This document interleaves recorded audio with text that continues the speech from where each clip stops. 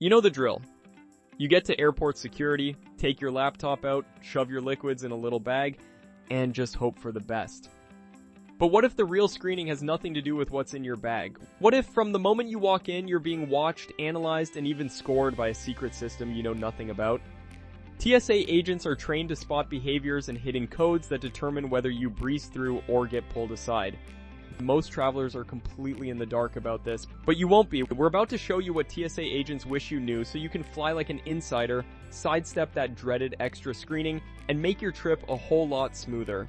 If this happens to you all the time, you can apply for a DHS Traveler Redress Inquiry Program, TRIP, which can help clear your name from constant flagging. And the 4 letters you never want to see are SSSS. This isn't just a random typo.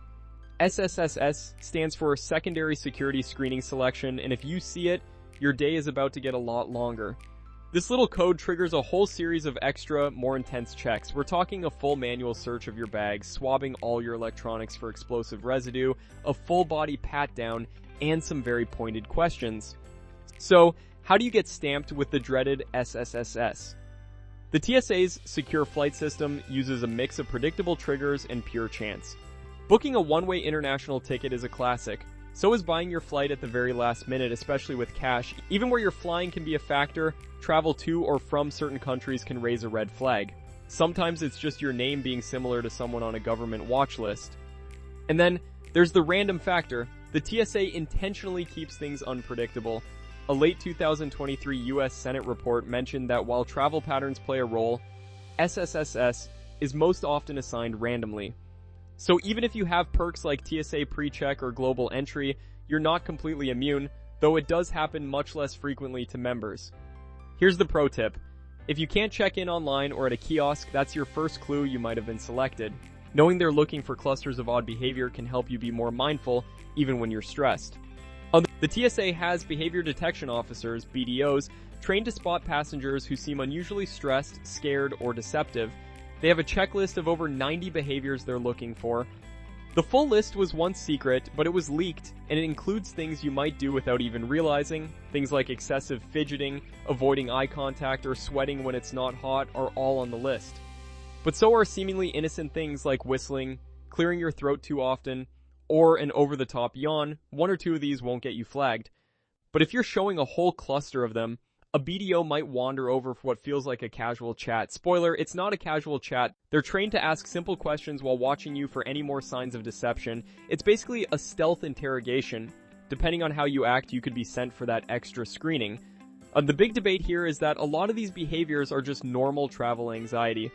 Who isn't a little nervous when worried about missing a flight? This is where the system can flag innocent people. In fact, a lot of research, including some in the TSA's own files, questions whether these behaviors can reliably spot threats. If you've ever had a bizarre or stressful run-in with the TSA, share your story in the comments. It's fascinating to hear how these systems affect real travelers. And if you're finding these insider secrets useful, hit that subscribe button for more travel tips the industry would rather you didn't know. While those specific codes have likely been stamped out, it's a reminder that the human element at the airport isn't always professional. While a scribble on your pass is probably just a timestamp, former agents have said they sometimes use shorthand to discreetly flag a passenger for extra attention. Then there's the human element, which leads to one of the most maddening parts of flying: airport roulette. The screening you get in Orlando can feel totally different from the one in LA. Enforcement of the rules can change depending on the airport, the time of day, or even the agent in front of you. On a slow day with short lines, you might get more scrutiny. If it's chaotic, they might be more focused on just keeping the line moving. It's a well-known phenomenon among frequent flyers, and it's all thanks to the discretion individual officers have.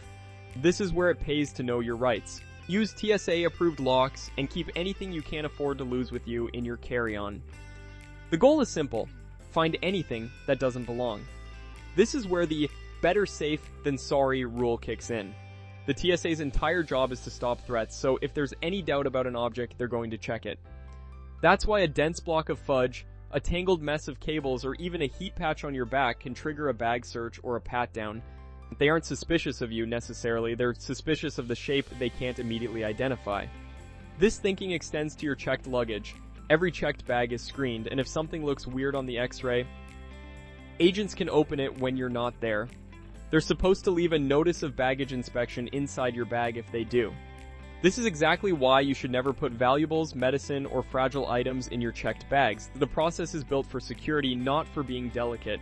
Going through airport security can feel like you're at the mercy of a strange, all-powerful system, but it doesn't have to be that way. Now that you understand what's happening behind the scenes, from the SSSS on your pass and the behavioral profiling to the airport roulette and the better safe than sorry mindset, you're no longer just another passenger. You're an insider. You know what they're looking for and why, you know how to make your screening smoother, and you know you have the right to ask for a supervisor. The power is back in your hands. Travel safe, travel smart, and travel like you know the secrets.